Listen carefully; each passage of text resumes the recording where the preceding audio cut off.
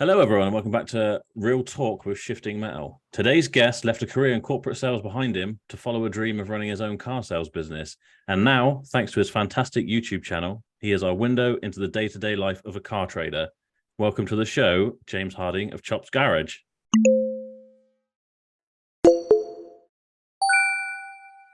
Hey everyone, that's good. I like it. Yeah. Did I do you justice there? I think so. Yeah, I think so. Yeah. Well, thank you so much for coming on and being my first guest of actually doing a podcast. I've done it the other way around, but I've never actually hosted a podcast before. So thank you for coming on. Before, to be fair. Have you not? No. I've only done one at work. Invite. Yeah. Oh well, I'm surprised because you're, you got a hell of a following, and I'm surprised, you haven't had someone wanting to glean all your secrets. Well, still tiny by YouTube standards, isn't it? Really. You see the guys in a sense, +1 subscribers. But you do seem to have a really, really loyal subscriber base, I do. I'm very lucky with that. Yeah, I get a high proportion of subscribers. What you see, some guys with 1 million subscribers, and their video might get watched 50,000 times, or someone with 100,000 and the video gets watched 10,000. I get a very good percentage of views to subscribers. So I've got a very loyal base of subscribers. Yeah, and they're always active and commenting and putting their 2 pennies worth in, which I like. It's good. A lot of experienced guys out there as well, which helps a lot, Yeah, I know. I get the same. I posted a video about a Volvo with a gearbox issue the other day, and I've had a couple of chaps on the phone giving me their advice, and I can probably fix it off their advice. So yeah, exactly. Yeah, it's really handy in that sense. I guess that's down to. I guess with your videos, because you kind of do like a vlog style, don't you? So everyone feels like they're part of the business in a sense, which it was a lot of people really like on YouTube, I think. Well, like I always say to everyone, I'm a car dealer that does YouTube. I'm not a YouTuber that does cars. So if I was a YouTuber that did cars, it would be a completely different setup. I'd just buy random cars and repair them myself. Yeah. And that's what you do to get views on YouTube. I'm genuinely, like you say, just recording what it's like running a car business, and it seems that people are interested. So that's what we do. Yeah. I guess there's an audience for everything though, isn't there? Because I'm a plumber by trade or a gas engineer. And I couldn't think of anything worse than watching a YouTube video about people going out and fitting a boiler or something. But I guarantee you there are people out there who are super successful on YouTube just doing that sort of thing. There's an audience for everything. There's one channel, I don't know if you've seen it, where he goes out and just fits gearboxes on his really? Williams mobile gearbox, but it's all mobile. So you see him jack the car up in the street and get under there and change the gearbox out. And he's got a very good following as well. Yeah. Yeah, but like I said, there's something for everyone on YouTube. It's what you love about it, isn't it? Yeah, 100%. Like personalized TV, isn't it? You can just really select. There's so many car channels out there, but it might just be you like the certain type of car that person does and their style and the format. There's enough people on YouTube, billions of people for that still to get a decent amount of views, isn't there? So, yeah, 100%. And I think people prefer the non-sort of polished, scripted, and produced sort of stuff that some YouTubers might do, but you definitely see on TV. It's. I was going to say, they just say, "Oh, what are you going to do? What do I need to start my YouTube channel? What kit do I need?" I literally just use. Yeah, I notice you use a phone a lot of time. Yeah. Yeah, I don't have any tripods or extra cameras. I know that probably would add an element to it, but the reason is I don't stop to record stuff. I record it as I'm doing it. So it's not like I have time to set up cameras and a lot of time if it's in-car stuff, I've just rammed that underneath the headrest. To get a bit of footage that way. I don't have time to stop and do dedicated video stuff. And it shows, I guess, it's genuine. But you could be like me, who spent all the money on all the kit and I got the microphone and everything, and it doesn't mean you get more views or anything like that. But perhaps it gives you, maybe for some people, it gives you a sense of confidence or something. But no, you can tell. Fair quality. I know my sound's terrible sometimes, isn't it? Wind's the one that gets you, isn't it? Sometimes. Yeah. You can be filming something, you think this is fine. You go back, listen back, and it's just. Yeah, exactly. Drives you mad. But so, tell us what made you make the jump from your corporate sales and the corporate sort of boardrooms to wanting to do car sales. It was a trouble and strife, really. To be honest, she suggested it because I'd always played with cars in the background, normally classics and modern classics. So I just had them. I had them at home until it got to a point where I had too many, and that's how I ended up sharing a garage with a friend who then went on to start his Alfa Romeo specialist place where Chops Garage starts. You see Chops Garage start in that, We had a very small garage together that was very cheap, very run down. And as he built up, he got hit the place in Barnstable. But yeah, the thing is, I got a redundancy package with the corporate job I was on, and I was all ready to do the CV. And I live in Devon, where I was at sort of director level. So to get another job, I'd be Exeter or Bristol or something like that. I was all ready to get the CVs out there and do the same sort of thing again. And my wife says, "Look, you haven't been enjoying that for a long time. You love doing cars." Because I was in a situation where I was in board meetings and I'd zone out completely and not have really heard what anyone was talking about, because I was thinking about, I want to get back to that sub 900 turbo and get that paint done, and get that bit done, and get that bit done. And I was just chomping at the bit to go and get it done. And she said, why not just see, I was lucky enough to have a bit of a buffer there. She said, why not just give it a go selling cars? And I thought about it, it's all well and good having decent jobs these days, but you start to pay the higher rate of tax, and then you use that money to buy cars and fiddle with cars, and you're paying the VAT on that.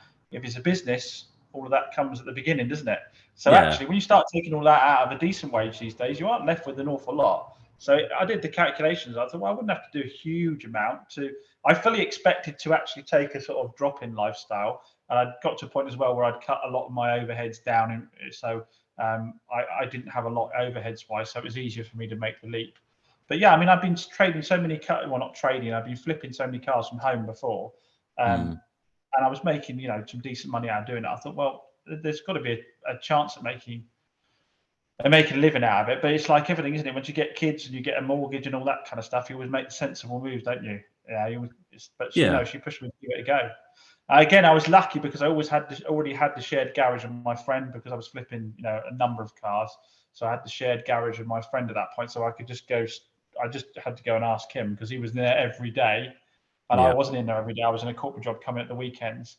So wasn't going to be bothering me being around all the time and flipping these cars. But he was cool about it, thankfully. So yeah, I was lucky to be able to start off that way. So just wanted to see. It's the old happenstance, as it was. Yeah. But it's the old cliche: can you make a career out of something you love doing? And it's incredibly hard to be able to do that, I think. But I was lucky enough. And there was always the fear, obviously, that once I started doing it every single day, I'd start to hate it as well. There was that, wasn't there? Yeah. You've got to be a bit careful. Sometimes it's not all. I've done that before. I've done that with other businesses. Turn something I love into something I hate just by making it a business. Cars seems to be the one thing that I haven't. And maybe it's because I tend to stay away from the actual working on them myself or whatever. But I mean, if you've got a bit of I'm like the non-car guy. I like cars. I like anything with an engine, especially like motorbikes. But I don't know all the facts and figures and that sort of stuff. But they're still fun, aren't they? I enjoy getting in a little Hyundai i10 more than I do a 6 Series BMW or something. It's like, this is cool. Look at this. It's just, this car's cost me 300 quid. It's so crap. It's amazing. Yeah, be careful with that, because Hyundai i10s is my area. I don't need you moving. You know what I mean? That's a generalized, just picking an example. I love an i10. Best car out. Yeah, no, actually, I'm the same. I like driving anything. It doesn't matter what it is. And to be honest, the flasher stuff does less for me. The thing with the flasher stuff is those people that watch the channel more recently saw me get a Maserati, and they got a 911 like you got a 911. And I said on the channel, it's too nice to be able to use. And I just view it as an investment. Now it's a business. I think, well, if I put more miles on it, I devalue it. If I scratch it, I devalue it. I can't just go out and enjoy it like a can of cheap. I love Bangonomics. I like cheap stuff. And if I'm going to buy something I've wanted, I'll normally buy one of the worst examples and get it running, driving and usable, and not go full on resto on it like a lot of people do. Well, that gives you an opportunity to kind of improve. Whereas if you buy something that's top spec, best of, unless it's a great investment, the only way is down, probably, isn't it? Well, I did it with a 164 Cloverleaf once. I had a 164 Cloverleaf completely restored. Never used the thing. The minute it was completely restored, my brain was just going, it's worth its most money now while it's immaculate, before I do any damage to it or anything like that. So I sold it immediately. I've done, but the cars I've enjoyed the most, again, those who watch the channel will know, I've got my cheap Suzuki Swift Sport, which I drive the wheels off and I absolutely love. I've got my MGB GT, which is, a bit crusty in a couple of areas, but mechanically it's really sound. I've just bought myself a new toy that hasn't been on the channel yet. Yeah. You saw it. Yeah. Well, So I only saw if you that. I follow me saw on Instagram. Instagram. Yeah, you've got Yeah. something American, which maybe is as much as you want me to give away. But At the moment, yeah, I think so. Yeah. Again, yeah, not the mintest one, but probably a third of the price of getting a mint one. yeah, But again, I'll be able to use it and enjoy it without having to worry about it too much. But yeah, that's the brilliant thing about this is if if you're into cars, there's a lot of people. If you're into cars, you like any car, don't you? You know, any car can have a character about it. You can enjoy driving it. It doesn't have to be flash. It doesn't have to have a lot of money behind it. what I I think don't. it's easier for me. Sorry, Go on. No, carry on. I was just saying, I think it's easier for me living in Devon. I think in Hmm. Devon, your wealthiest people, and I'll probably get killed for saying it, normally are farmers, and they Yeah, don't tend to drive flash stuff around much. And it's all about sort of communities. And to be honest, if you drive anything too flash into a lot of the villages, you just look like a plonker anyway. yeah, So yeah, people don't tend to judge you the same as I imagine up. Well, I've experienced it before when you're up country and you intermingle with people with, with the corporate jobs and the money and stuff. There tends to be mm, a need to keep up all the time and drive nice stuff. It's very freeing just being able to get in anything. When I started Chops Garage, a lot of people remember I drove the £1 Fiat 500, which is basically a Fiat 500 my friend sold me for £1 because it was so beat up. yeah, And it was Fiat 500 diesel and it was lilac, so like a 6'3" and stuff like that. I looked a bit yeah. of a plag, but I loved the thing. Drove the wheels off it. No company car allowance to pay for my No, car, so why tie up cash in something that wasn't making me money? So I bombed around in that for ages. yeah, yeah. No, I feel the same. Do you? But do you see that as like a? Do you think that's a gift or a bit of a curse, a mix, or that you can't like necessarily if you love cars, and I think for me, say with like when I had the Porsche 911, I love that thing, and it was like perfect. It was you got in it, and the sound was amazing and whatever. But I'm probably a bit like you. The businessman side of me came out, and I was like, I can't justify it. Like you said, it's going to go Yes. down in value. It's money sat there. I could put that into 5 cars, and part of me I think wishes it's I a bit could of a I could curse. enjoy it and keep it. But then I've got this part of me that hates seeing it sit there, just doing nothing. I Yeah, could never be I an think it investor is. in cars. No, I think you're right. I think it's a bit of a curse. I think, yeah, I'm always the same as you. I'm just thinking ahead of getting out of a car. And if it's bang on, like say, you can only get worse from that point forward. So it's got its highest value then. So you don't want to use it much. I mean, it's not too much of a curse because we get to have them as toys and we get to have them for a bit, which is Yeah, I've had more cars in the few years I've been doing this now. I've ticked more cars off my list and had them for a little while than I ever would have had before. mm. So it's that side of it's a blessing, but yeah, it's a curse that you can't keep them for that very reason. Yeah, yeah. Then sometimes when you hear people's horror stories with repairs and things on their cars they've had for years, you think, well, it is more of a gift because you've enjoyed it, passed it on, you're onto something else, and that is the beauty of Yeah, the job, isn't it? That I don't understand these people who seem to have experience of so many different cars and then not in the motor trade or something like that because you just think, how have you ever? Like, were you buying and selling and just losing money forever? Unless you're doing this as a business like we are, that's the beauty for me is like say you buying your American thing you've just bought. Like, I've never had one of those. It'd be so fun to drive that, even if I know I'm going to hate it at the end of it, which hopefully you won't. But for my example, something I just think, oh, I'm gonna hate that. It's not going to be nice to drive.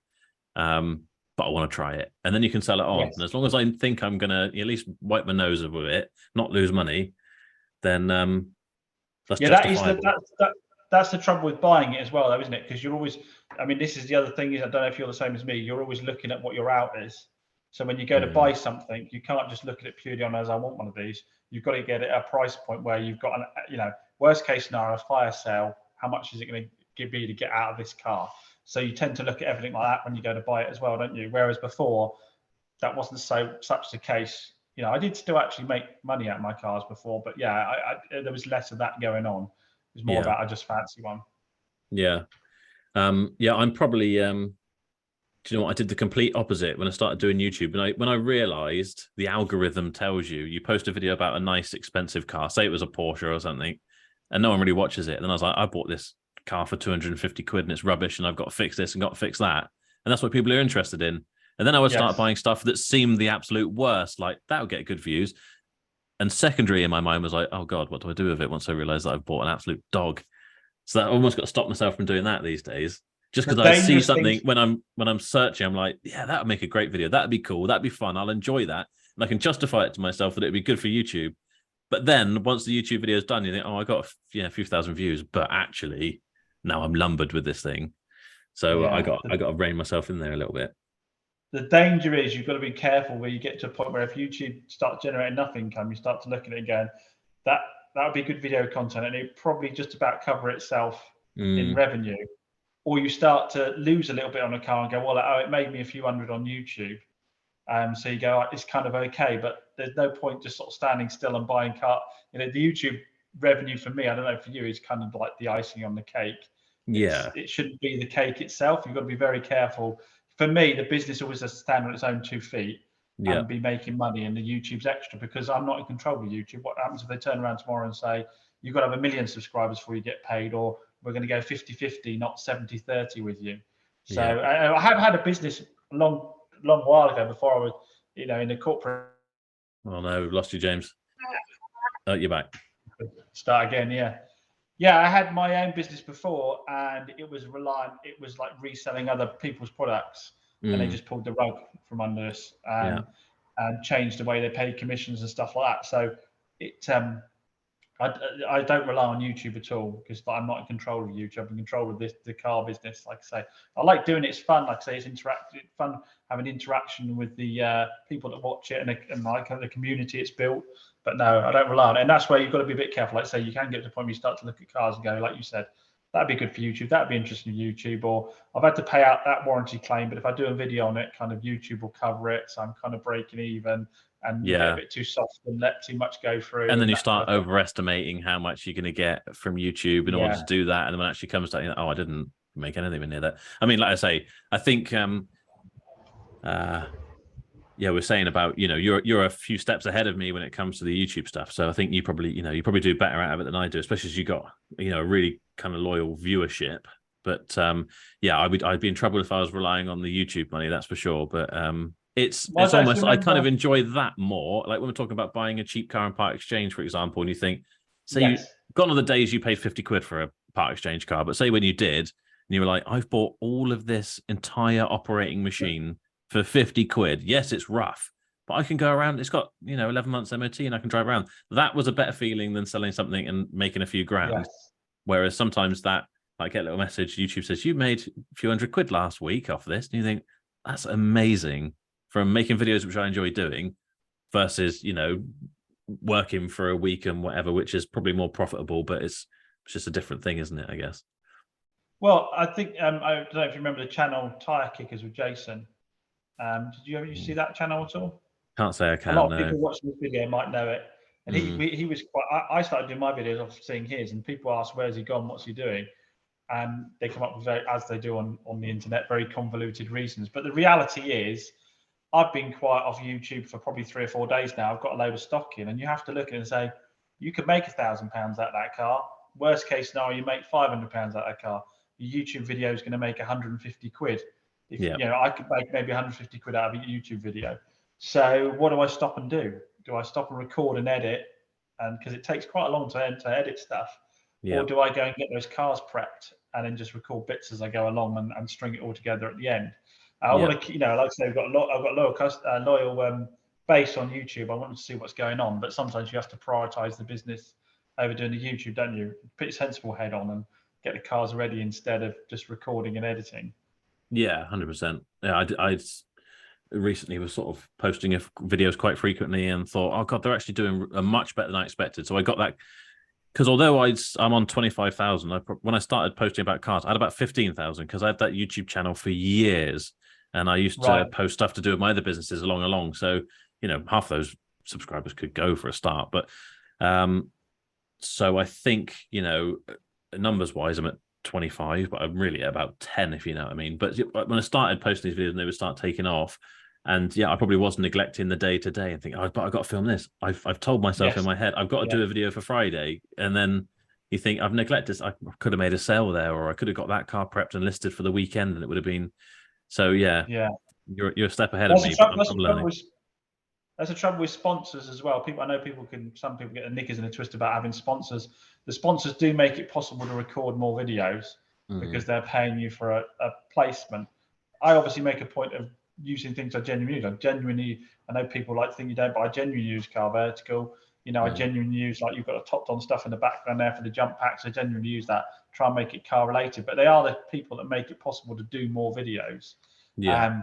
So that does help a lot once that starts to come in. Allows you to do a bit more recording. Yeah. At the end of the day, you watch telly and there's adverts, and you know the actors on that are getting paid an absolute fortune, and there's still adverts in between, aren't there? So and you're still 100%. paying them. You're paying a license fee for your Sky, and you're still watching adverts in the ad break, and the actors are still getting paid a fortune. You know, the money has to come from somewhere to support these things, doesn't it? Yeah, 100%. Yeah, I was doing car vertical for a little while, but they broke up me basically. I didn't reply to one of their emails because it was a separate email account because of the old YouTube channel I didn't really use, and I didn't get back to them, so they just got upset with me basically. Despite me pleading, saying, "Oh, let's take me back on." My biggest problem is that because I'm like a blog and I'm genuinely recording stuff and just putting it out, is they normally want like sort of 48 hours to look over a video and approve it, and then they want edits, whereas mine's very, very raw, and I record. I leave mistakes in my videos a lot of time. I don't bother editing them out. I just leave them in there. And to then have to wait 48 hours for someone to approve a video and then go, oh, can you edit this bit and put a graphic in here when I don't normally put graphics in, can be a bit of a pain. We've ended up just talking about YouTube, haven't we? They probably want to know more about cars, don't they, than YouTube, I imagine. No, I don't know. Yeah, I mean, we can do, yeah, but I think the biggest. How long have you been doing cars for now? Then it must be about 5 or 6 years. 5 or 6 years, yeah. I think the biggest. Well, full time, it must be coming up 3 years now, I think, or maybe 3 years. I think it's coming up. Can you remember what your first car you sold as like a proper sale? Fiat 500. I did loads of Fiat 500s at the beginning. Yeah. And I did the whole cliche thing of go to Copart and get a crash car, because that's what people on YouTube do, isn't it? And they do them up and sell them money. My best piece of advice for anybody now moving into the car business is don't do crash damage repair cars. Not because they're bad cars, because they make no financial sense. You spend 3 times as long on them and make the same money. You buy them, you have to get all the parts together, you have to get it painted, you have to bolt it together. Then you've got to sell it at 25, 30% less than a normal car, and you spent 3 times longer on it. It's not worth it. Doesn't, and you might make a little bit more, a couple £100 more than of a non-crash damage car. But yes, that's the first thing I sold was Fiat 500s that were crash damage repaired. Right. I did quite a lot of those in the beginning. But again, people want to see on YouTube. People want to see crash damage repaired supercars, not Fiat 500s, do they really? Oh, I don't know. I mean, yeah, like I say, there's still an audience for everything, isn't there? But that's what like you say, with the crash damage stuff, you actually want to do it as a business. It's tricky because unless you got a really big pot and a lot of space, it's not just getting the parts, it's waiting for them to arrive and then getting to each stage. That's dead money in the meantime. That's not doing anything. You'd be better off selling a couple of little, even if you made a few £100 a time, but you did it 10 times in the same space as you repaired one. Because I'd love to do it. I'd love to get some old, supercar or something and fix it up. But I've got time for a start at the moment. But I think the other thing for me starting to sell cars was the reality of it. I get the comments sometimes, and my friends will say it to me as well. Even my friends said they've bought a car cheap and they've done a few jobs and they've sold it off their driveway and they've made $1,000 out of it. And they're like, I made $1,000 out of it, or I make £1,500 out of my cars. And they think they're a car dealer now, and that's the kind of money they can make trading cars. But the reality of actually becoming a car dealer, rather than just selling that car off a driveway and it's gone and you never have to see it again, paying the VAT on it, putting the warranty on it, dealing with the comebacks on it, you're not able to put free adverts anywhere. You've got to pay for them because you're now a trader. All those things, and obviously the overhead of having somewhere for people to come and see the cars, they eat into that a lot. You get people like say TikTok and that, we get people making comments going, your margins are rubbish, but you're still making £1,000, you're making a bit more than £1,000, but then when you take all of that stuff out, your net margin is a lot lower. And that's been the biggest thing for me moving into the car thing. Is I was guilty of it before. You see someone, I'm on about this all the time, you see someone take your part exchange in and stick it on the forecourt of £1,500 more than you get for it. And they go, they've done nothing. And the other thing is they've done nothing to it. Well, you don't do anything to a car, do you? Why would you repair a car fully on the off chance someone wants it and then have to send it to auction because nobody did want it? Then wait for someone to actually want the product and then do the work on it. So the perception is they put £1,500 and they did nothing to it. That doesn't mean you're not going to have to put money into it. It means you've just started to give it a valet and you put it up there to see if there's any interest at that price point yeah, before you get the work done.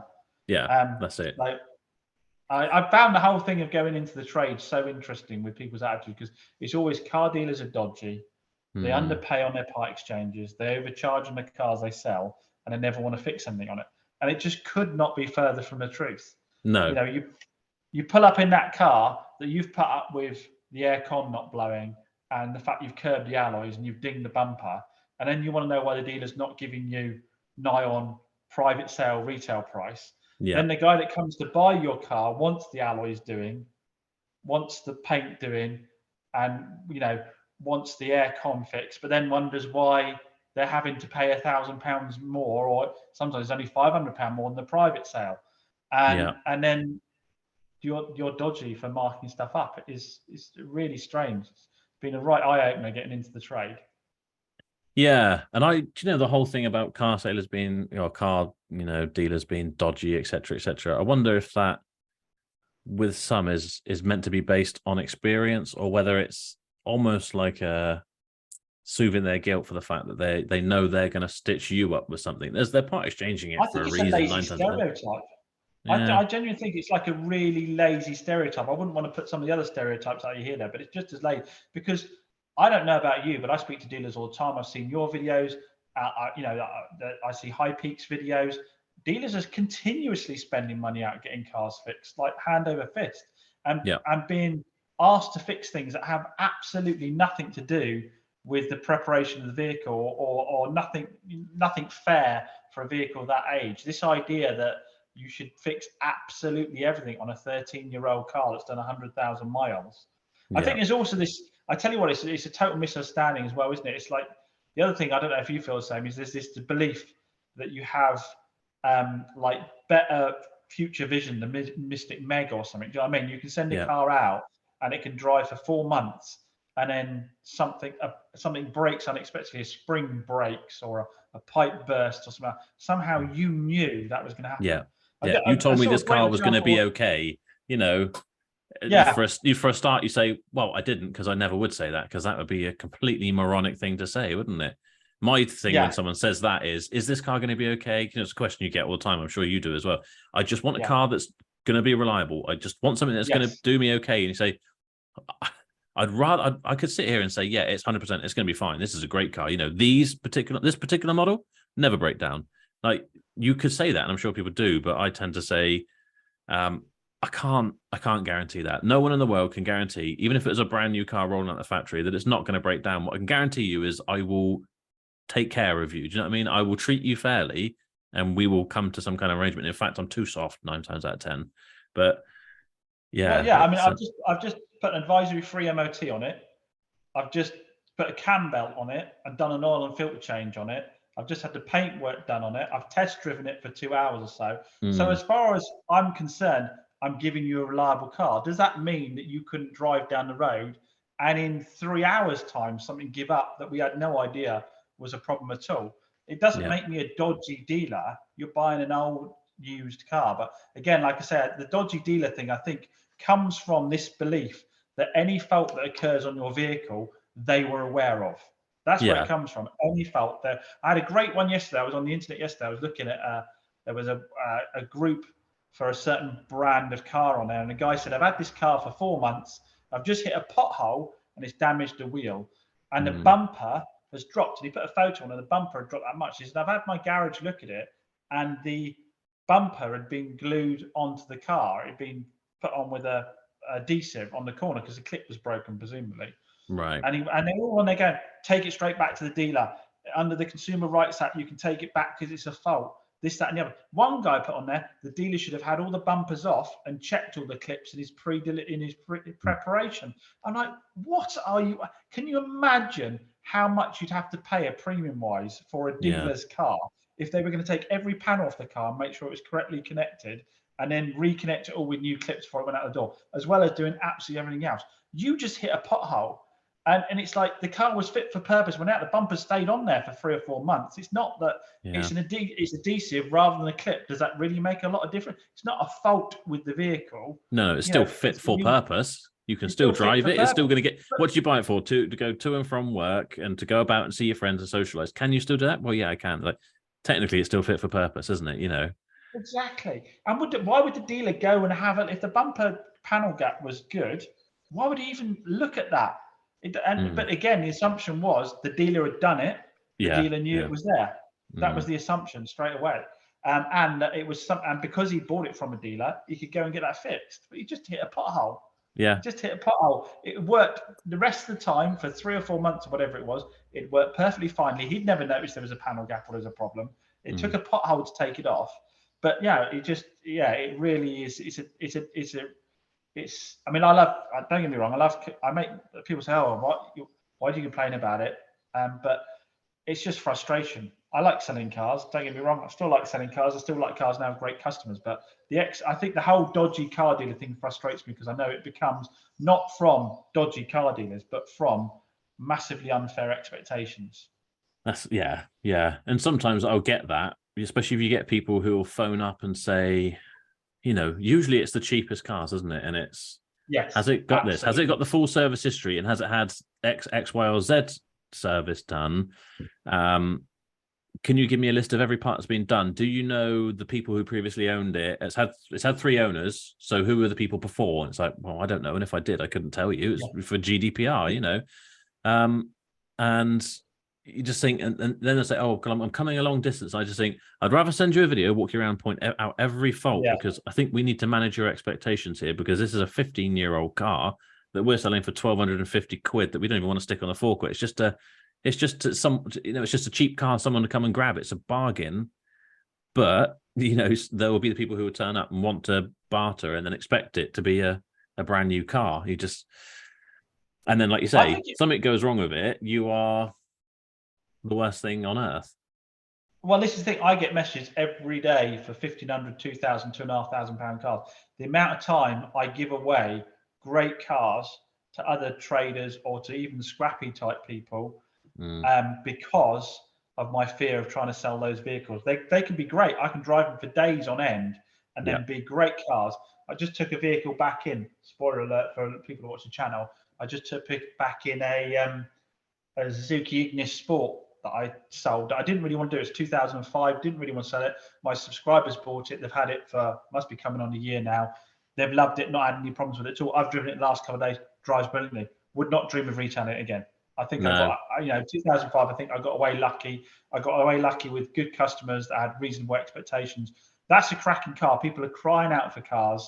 It could probably go for, 2.5, something like that, I guess, maybe a little bit less.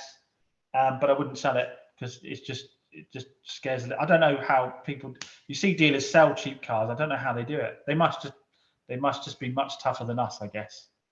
I guess so, I'm not unfairly tough. I'm not saying unfairly tough. They just must be more tough when people are, on a just having that kind of personal resolve, because it is tough when someone's, especially if they spent all their money on a 1,200 quid car, and something's gone wrong with it that maybe like one of the windows has stopped working or something after 4 months, and you just think, maybe it's only 30 quid. I start thinking it's 30 quid for a second-hand window regulator. I could put it in and just solve this problem because I'm capable of doing it. Then you think, actually, at some point, unfortunately, you have to start taking responsibility to maintain your own vehicle. And it's, you can still drive it. It's still, when does it stop being my car that I got to look after for you and it's yours? That's the thing. Well, my worst thing is I pay for a warranty with a warranty company that says, no, I would never do a window on a car that age, because it obviously wasn't a fault when it went out the door. And plus, expecting a window motor on a 13-year-old car to continuously work is unreasonable. It's end of life already. And then I go and pay for it to be fixed anyway. So I dropped 150 quid in the warranty or 100 quid in the warranty, and then I went and fixed it anyway. So, but that's why I stopped doing those third-party warranties. I got into them because I didn't want the hassle of all the admin, etc. And it's dealing, and again, it's someone you got a first line of defense there, haven't you? Where they say, well, that's not technically covered under the warranty, and it wouldn't be because of X, Y, or Z. Whereas if it's me, I'm a bit like I feel awkward sometimes saying that. Sometimes you have to say, but yeah, well, it's funny because I was spending a couple of thousand a month for nothing. Yeah, and people say they're not worth the paper they're written on. Is that really the case, or is it just that they know legally it's a fair wear and tear. It's not fair to expect that item to still be working at that age or not to be need to be replaced. Though these people aren't stupid. These warranty companies, they know on a legal standpoint where they are. It's us that ends up being soft. I think they're saying what is probably the right thing. That isn't reasonable to expect for someone to fix that for you. Well, they're just being kind of objective. Anyway. They're being objective, whereas we're subjective. We're subject to what's going on and wanting to not come across as that dodgy used car dealer. Yeah. I'd love to be fix anything, but can you imagine the margins you'd need to work to agree to fix anything on any car for? I mean, because the thing, it's not even. I mean, I say on my thing it's up to 6 months. The reality is, you get people that when they get their car MOT'd, they had a year ago from you, that they still want you to come back and do things for them and fix things for them, and you've sold them a dodgy car because 12 months later something's happened on it. It looks like my people have just turned up for my car, mate. Oh, okay. I don't know how long it'll be. Give me 20 minutes because it might be a quick one. No worries. Okay. Hope you make the sale. Oh yeah. Okay. I'll catch you in a bit, mate. All right. Cheers. Bye. A little longer than a few minutes later. Hello, mate. All right. He's back. How did it go? Just realised how bright red I am from standing out in the sun cleaning cars. Oh God, it's so hot out there at the moment. Yeah. I set myself a mission today to clean 3 pieces of stock coming. I've never done it before. I normally sit there for ages. Set myself a mission to clean all 3 pieces of stock in the day. And you know what it's like when you're getting interruptions and all that. You hardly ever get to do it. And I got as far as 2 today. So I'm quite pleased with that, actually, because there are a couple of nice bits of stock as well. I think it should go quite well. So yeah, we've got a sale. You got a sale. What was it? What do you sell? If that's not going to ruin a video in the future. Sold the Honda Civic out there. Okay. Oh, I can't see it. We're looking at a C1 right now. Oh, wait, sorry. Civic, just over. Okay. At the doorway over there. Yeah. Which is weird because that was a one owner from new. It was one owner from new, full main dealer service history, still got the supply and dealer stickers in it, number plates front and back.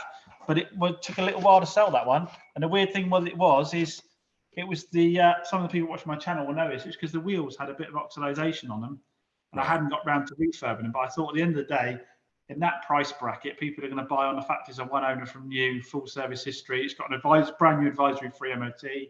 I've just serviced it as well, so it's not full main dealer anymore, I guess. But I thought I'd fly, but it didn't really. But the strangest buyer, a young lad, had it really from his Fiat Punto into a Civic. Yeah, it's odd, isn't it? That same shape, I think, Civic I've had before, and I bought it from in a strange roundabout way. My sister's ex-husband's new wife or something. She's a doctor anyway, a GP, and she just had heard of my car buying service, I guess. And we bought that one lady doctor owner. Like, couldn't almost be better, really.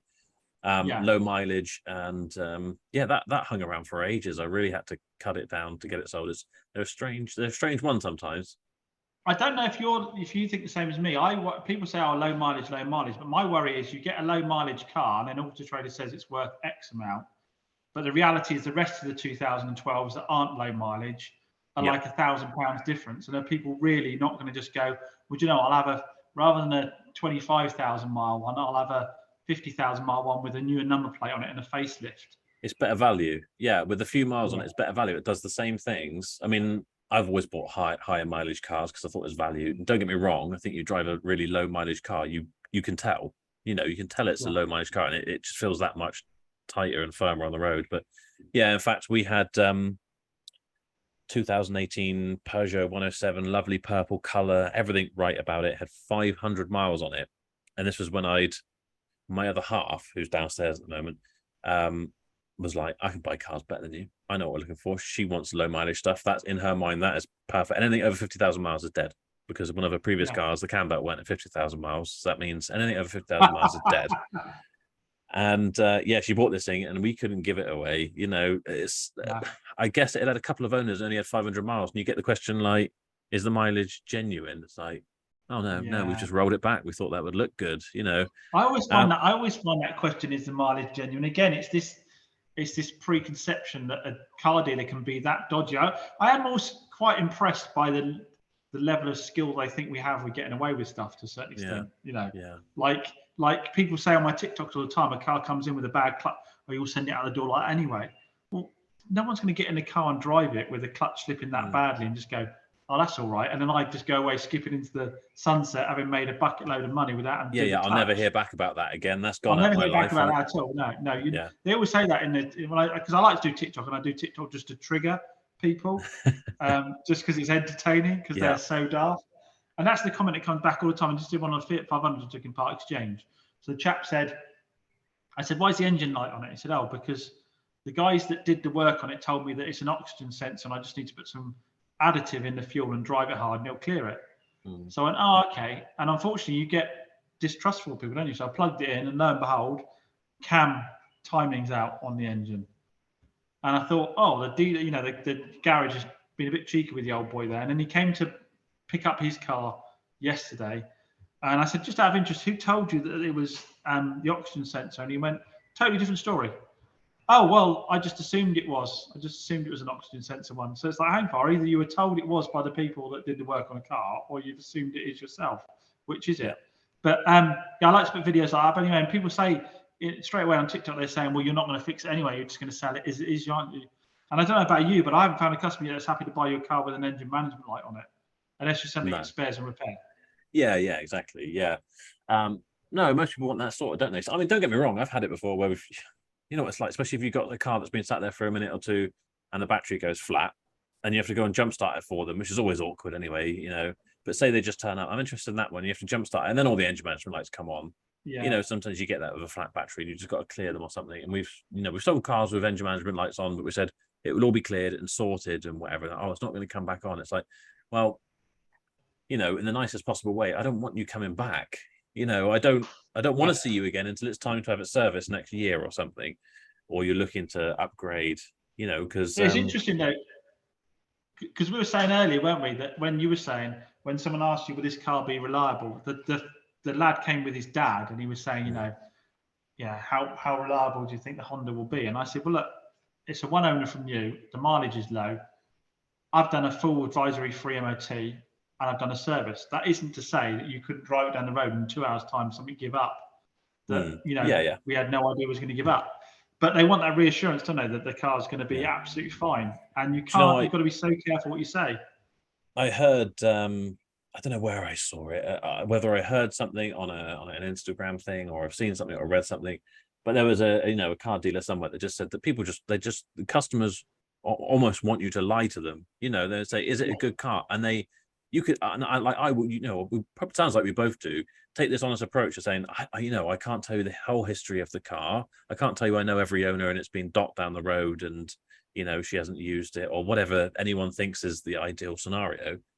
But in some scenarios, it is just a case of, you do almost have to say, like, let's say, is this the best car? Is this the right car for me? And I can't really tell you, but it sounds like it fits with you. You almost got to steer them into it, and they want you to almost not make the decision for them, but they do want that kind of outside reassurance almost. And I think I can understand where he's coming from. Some customers, I think, do just want you to just lie to them, like, yeah, this is the best car you could buy, in a sense. Well, it's like I said to this chap, I said, I can see that your son is using all the money he saved up to get from a Punto, because he's got a beat up 2007 Punto to get into a 2012 Civic, which is like a $5,500 car, whatever. I can see that he's putting all his money to it. So I couldn't, with any clear conscience, give him a bad car. I can see the lad's, saved up every penny to be able to do it. And I've done as much as I can prep-wise to make sure it is a good car. But even his dad said, at the end of the day, you can't isolate him from what an old car might cost him, can you? Because he was driving a new car. No, you can't isolate him from what an old car might cost him. I said, well, I do my best to by prepping it as well as I can. But as you say, can't give any guarantees. I wonder if some of those questions are almost, like you say, just it's just probing, isn't it? They come in and say, is it going to last me? Is it going to work? And that's some of the guys that work for me and they do the sales and things. One of those things as well is if you get someone who phones up and says, can you tell me a bit about the car? And you think, so have you seen it online? Yeah, I've seen it on Auto Trader. And they're like, have you got any more pictures, etc.? You think, well, I've got 100 pictures on there. It's got all the description. It's got every service, whatever. And you think, and they'll be like, what else do you want to know? Tell me. And I think, no. This is your opportunity to say, well, all the information's in there, but it will have a PDI. It will have its check. It will have a new MOT if it's not over 6 months or whatever. It's kind of like, tell them about you. And I think sometimes when they say, is this car going to be okay? You're almost sort of ticking a box by saying, I don't know, but I'll stand by our warranty, or I can't guarantee it. they're almost fish. It's a fishing expedition, maybe for you to say, yeah, it's going to be perfect. So if you do, maybe that raises alarm bells. I don't know, but sometimes it's funny because I was watching Bangers and Cash the other day. Do you ever watch that on the classic cars? Yeah. And he was on there the other day. The boss man was on there. Derek, is Derek his name? And he was saying people ring up and ask about the cars, and he's saying I can't give them my advice or my opinion anymore. He said because it comes back on you. You can't do that anymore because you'll have a case against you. So you can't literally, if they ask you any opinion on the car at all, you can't give it. And it is the way it is to a certain extent. That's the way it is now because ideally, let's face it, what happens is a bill comes along and they want someone else to blame. We all do, don't we? At the end of the day, want someone else to pay it. So if you said that car will be fine, then immediately you're the one that's on the hook for sorting out. It's like I said to them, I said, his Punto, I said, your Punto, it's got an MOT till January. It's a 1.2 Punto. I said, in the current market, in cheap cars, you stick down marketplace, it'll fly out the door at double what I'm offering you in part exchange for. I said, I'm offering you this in part exchange because I can't retail it. I can't retail a car that age with that mileage because you've never put a cam belt on it. So I'll have to put a cam belt on it, by which time there's no money in it at all. I said, so I'll be totally honest with you, make double the amount if you do sell it private. It's not because I don't want the car. I'm happy taking it in. But they turned around and said to me, yeah, but we know what people buying cheap cars are like. Yeah. They're pain in the bum.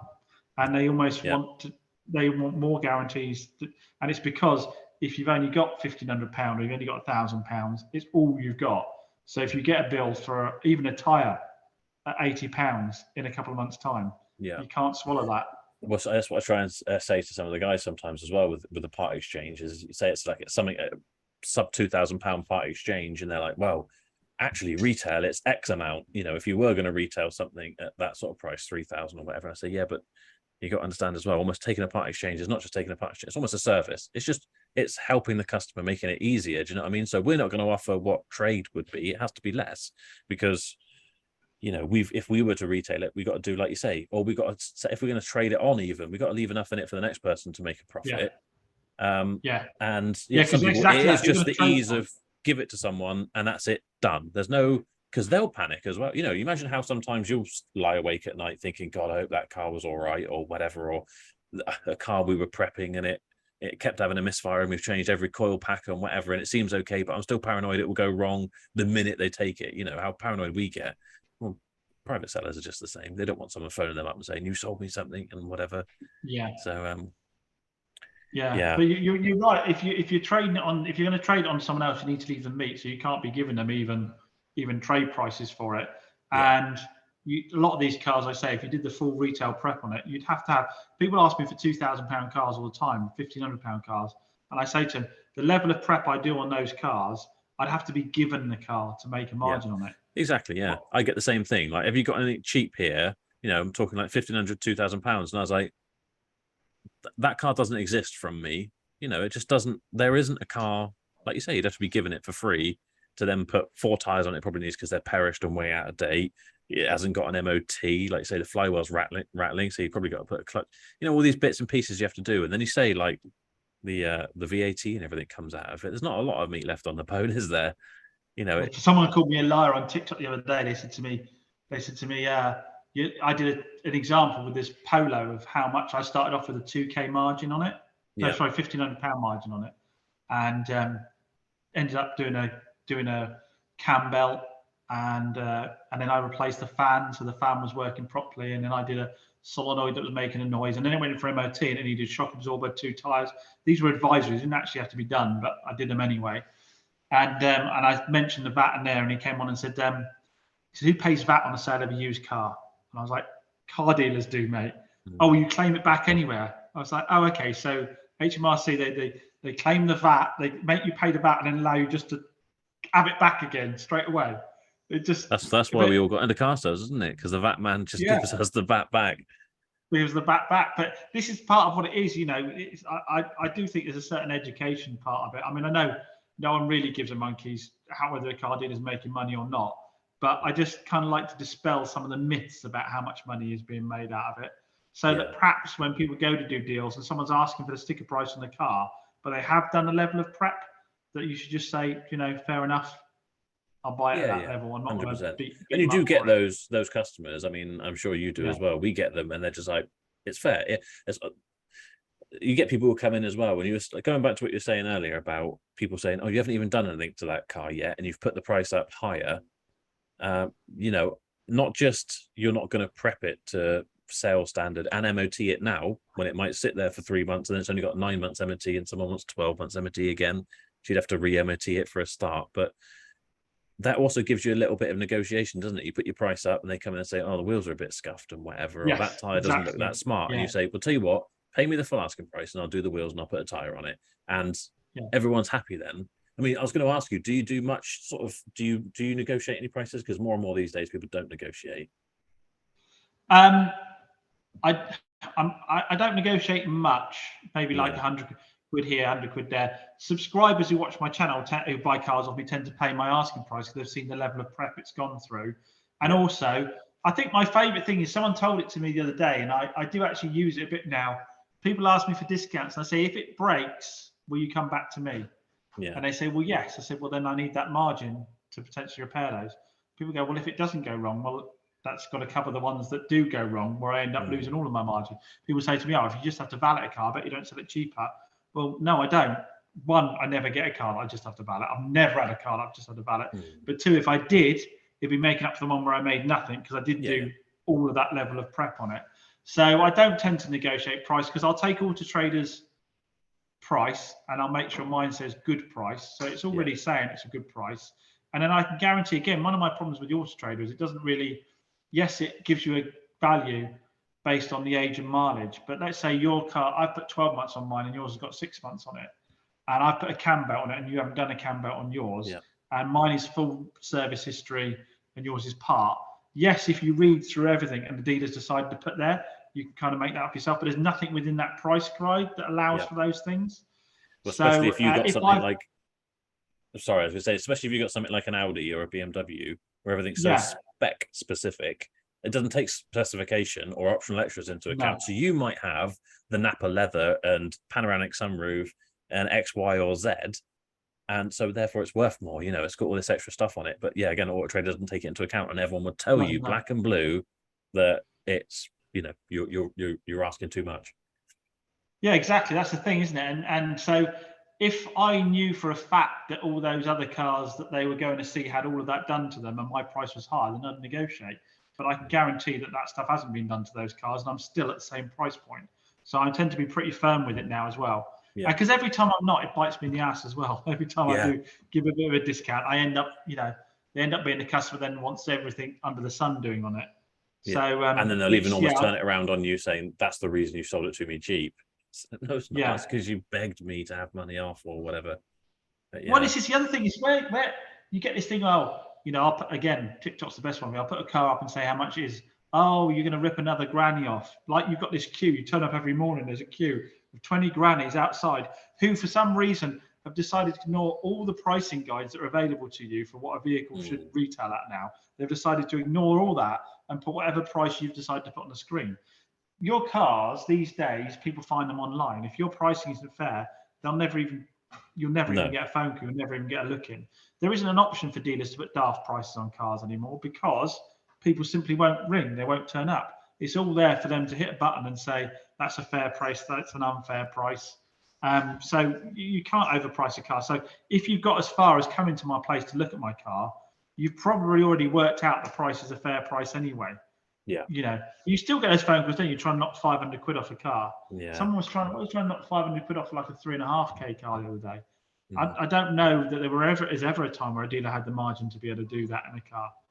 It's no, we get it. It's crazy amounts, knocking thousands off, you know, and just think, no, and especially I probably covered it in other videos where I did a video with like 10 things that car dealers hate to hear or questions we hate. You know, it's like, like if it's a commercial or something, it'd be the things like, could you lose the VAT? Like, where's it gone? Yes.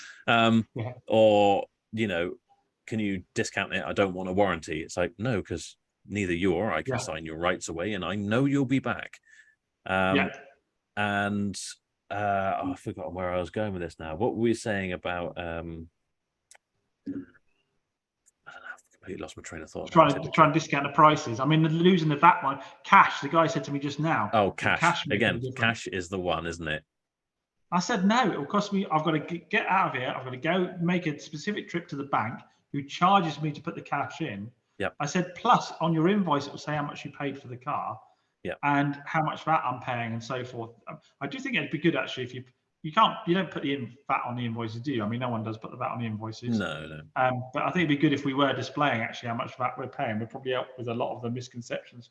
But yeah, you can't lose the VAT and you can't lose the cash. The car's come in, it's got a stock number, it's gone on a stock book. Yeah, the whole thing with the cash is like, oh, it's a cash deal. I don't want finance. And you think, well, okay, you can't get into it with every customer, but every now and then you think, well, if it was a finance deal, I'd probably earn some commission. So that would be better for me versus cash. Like you say, I've got to pay it in. I've got to count it, take the risk that it's all genuine. I've got to go down to the post office and see Mavis, who thinks I'm a drug dealer every time.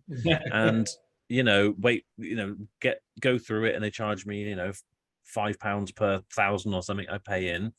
And it's just a pain in the ass. I don't know why everyone still seems to think that cash is. Or do what I did this week, which is put it in an envelope and put it somewhere really safe that I've now forgotten where it is. Oh no, really?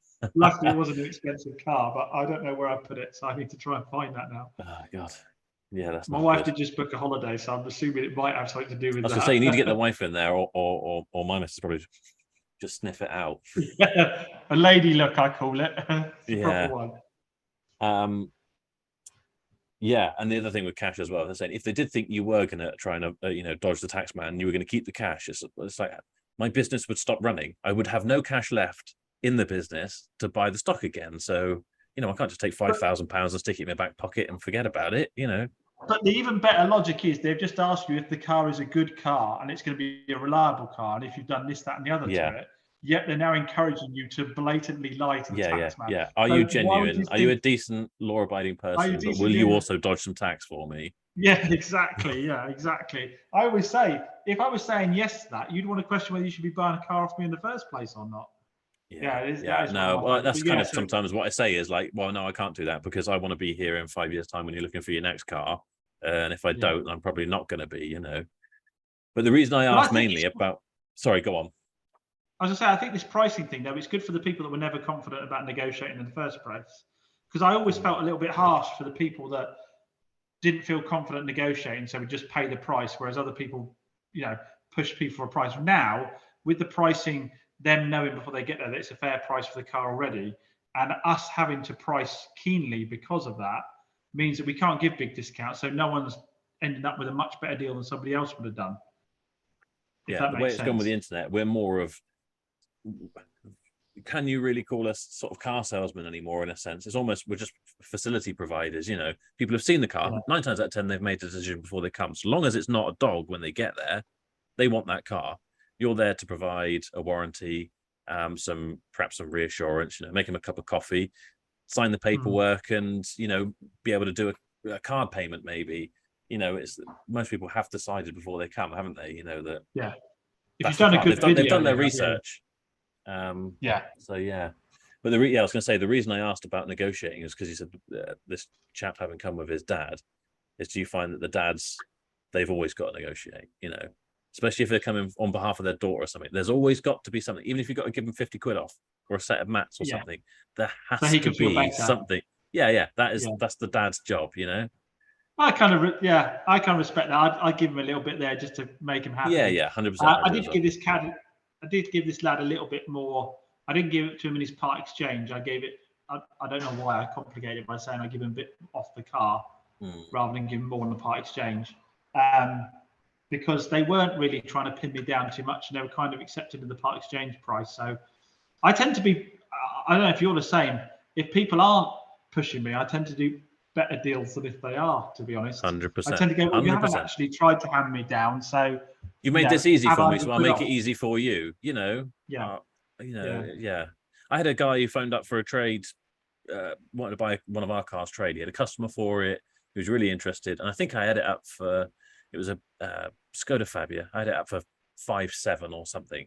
He'd been down, he looked at it on a day when I was off doing something, and he wanted to speak to me to see how much he'd get it for. And I said, well, tell me what you need to have it for to make your deal work while I'm sat there looking at what it owes me. And he said, oh, I don't know if you'll do it, but 5.3 or whatever. And I thought, I can be doing well out of this at 5. I said, have it for 5. It's a trade sale, make some money out of it. So if you're not trying to take the mick by coming in saying, can I have it for 4? If you did that, my guard's up straight away. And I'm just thinking, you're a dickhead and I just don't want to deal with you. But, you've been more than reasonable there. You're just saying you want to earn a little bit on it, and that's fine. But, I can do more than that. I'm not going to, I could have, maybe people would say you should have taken that extra 300 quid, but, they might lead to another sale further down the line from the same chap or. Yeah, I tend to be a bit more like that as well. I think you've got to know who not to sell to as well. The best thing about working for yourself and not having a sales manager going, you've got to hit this number, that number, or the other number, is being able to turn down sales. Yeah. I think half the problems people have in mainstream dealerships is salespeople needing sales. So agreeing all kinds of things that in reality they shouldn't probably agree, or over-promising. I always like to massively under-promise and then over-deliver. Tends to be my way of it. If I think it's going to be a week to get the car ready, I'll say 3. If I don't think something, if I think I might be able to get something out of the paintwork, I'll say I absolutely can't, and then I'll buff it and I'll get it out. And then, so I think that just makes life a lot easier for you as a car dealer, doesn't it? Like I say, but also saying no to the right people as well. So not being afraid of losing the deal because you won't negotiate on the price. And that's where I normally bring out that one. If someone's really hardball negotiating on price, I'll bring out you're going to bring back to me if it goes wrong. Yes, well then there's no discount because that's to cover me. Is there a sweeter feeling than having someone who's there like negotiating like hell, picking at everything? Almost, when you get the people who come in, they look at the car and they tear it to pieces in an attempt to get a discount. And you think, why are you even buying this car? You've made this car sound like the worst thing in the world. Like, you hate it, like it's awful. But now you're still in the office, aren't you, trying to get some money off me? And is there a sweeter feeling? And then go to myself, I'm not going to come down a price. I'm certainly not going to come down to your price, whatever it is. And they go away, and you can sell it to someone else like that. And it's just like that feeling of relief and elation. Is when they ring back. Yeah, and you say, sorry, it's sold. Full price, full up. Yeah. Exactly. Yeah. That is the best feeling. That is the best feeling. But no, I mean, overall, we like to you like to discuss customers and problem customers, and a lot of the time I discuss problem customers on the channel because they're the ones people want to watch. But overall, as a general rule, people are pretty cool. Absolutely. Yeah. If it wasn't the vast majority that were great, then even the hardiest of us would pack it in pretty. And it's kind of nice, isn't it? Like today, it's nice when someone's excited about getting a new car, because we're car guys and we like getting new cars. So someone else get a new car. It's like I said to the lad, I'll pull this in tonight, and he's going to come and pick it up tomorrow. I'll give it a ceramic coating in the morning just for. There's no need to. I'll do it just because he's excited about getting a new car. It's nice, isn't it? And I say it doesn't matter whether they are buying a car at 2-3 grand or they're buying at 10 grand. They're feeling to get new cars. They're feeling to get a new car. So if you can make it look as shiny and nice as possible, and and you don't want anybody to have any kind of a bill. You want them to drive off into the sunset and not have a problem in the world, until the next MOT comes around or whatever, do you? But it's just the reality is we're not doing new cars, we're doing used cars, aren't we? So exactly. And the used car factory's closed down, hasn't it? That's what I say to them sometimes. It's like, unfortunately, then the used car factory is not operating at the moment. They don't roll them off the production line brand new. But I'm very conscious that it's now like 8:45. You must be needing to get home for dinner. And I've got messages back. No, I've got messages about getting at the pub. Okay. Well, even more important, it is Friday night. Yeah. But no, I really appreciate you coming on. And perhaps I did have a list of things I wanted to ask you, most of which I probably haven't got to. But maybe we can do this again, and people who are watching can ask questions maybe in the comments, and I'm sure we can both get back to them somehow. Yeah, I always find that the most interesting thing is what comments people have got. The experiences they've had with dealerships, and it is interesting when people send in their experiences, and sometimes you have to reply and say, to be honest, your expectation was too high, and then other people have got genuinely bad experiences.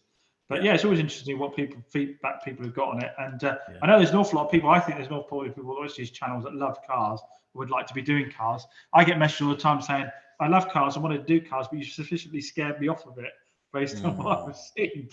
But I would say again, I show all the trouble stuff on the channel, but probably out of 20-25 cars, it's maybe a couple at most in any given month, isn't it? So they're just the ones that stick in your mind, aren't they? That's just the stuff that that you remember more, unfortunately. But yeah, on the whole, I mean, on the whole, I think it's a great, profession. I love it. I've never stuck at a career longer than this, really, or with the same sort of passion, wanting to grow and whatever. So there's got to be something said for it. Yeah, I'm not the most patient person in the world, so dealing with disgruntled customers who've got bad, or horrible expectations probably wouldn't suit me. But somehow I've got an ability to sort of remain calm about it. If the people are watching this video and haven't seen your video on the Audi Q7, oh yeah, debacle, they need to see that one, don't they? Yeah, I watched all of those ones on that one. Is that closed off now? Do you know what?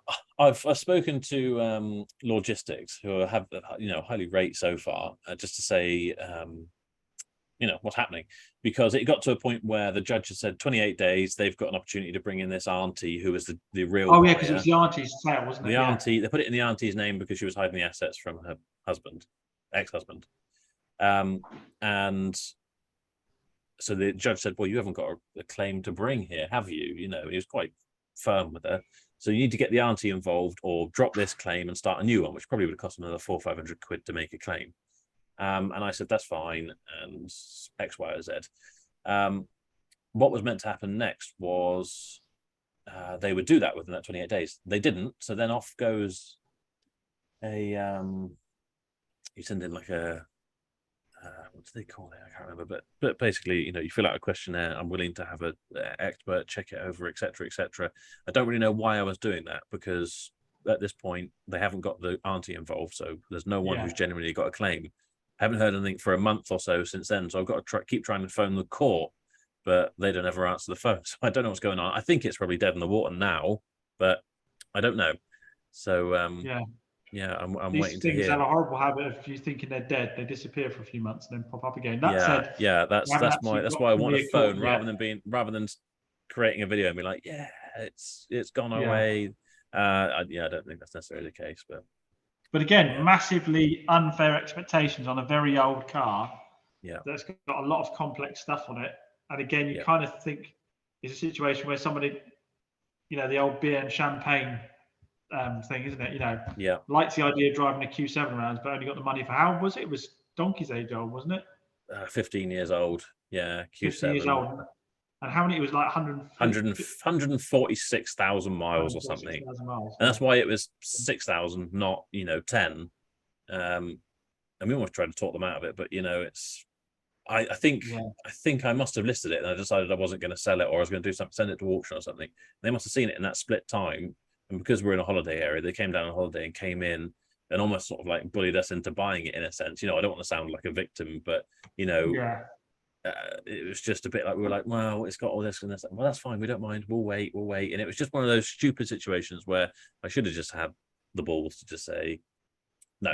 It's not for sale. Trouble with that is it's 6,000 isn't an insignificant amount of money, but it's still, even though it's £6,000, it doesn't stop it from being a 15-year-old car with 150,000 miles on it. Someone said the other day, 50,000 originally, Well, yeah, but you could get a car that was that age. It was still 20 grand if it was a prestige enough car. That doesn't stop it from still being masses of trouble. That doesn't, just because the price is higher, it doesn't stop it from being old and having high mileage.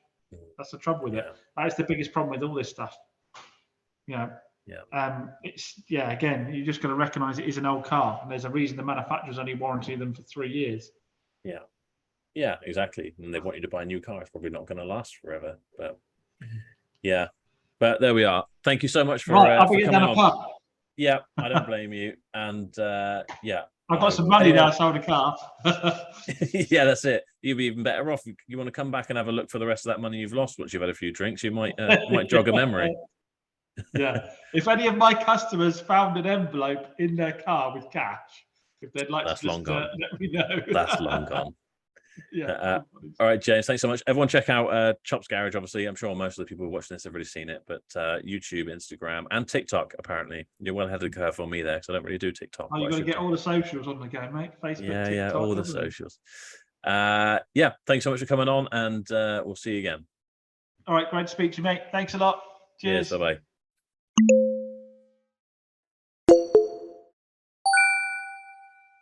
Hopefully you've enjoyed this first proper episode of Real Talk with Shifting Metal. If you have, please do get the thumbs up. It's really going to help. It's going to give me the opportunity to get this growing and, get more guests on, more regular guests. Maybe James will be up for coming on here, maybe, once a month, every couple of months. We'll just have a roundup of what's been going on, some of the craziest stories we've had in the used car trade. So, please do give it a thumbs up. If you're new here, please do subscribe. Don't forget to head over to Chops Garage as well on YouTube, Instagram. Check out everything James is up to. And it's, a really good insight into the used car dealer world. James' videos are very much a vlog. It's point and shoot. He tells you what's going on. He tells you what he's been dealing with. It's really interesting stuff. So, thank you very much for watching. If you made it this far, I really do appreciate it. And I hope it's been enjoyable. And I will see you in the next episode. See you.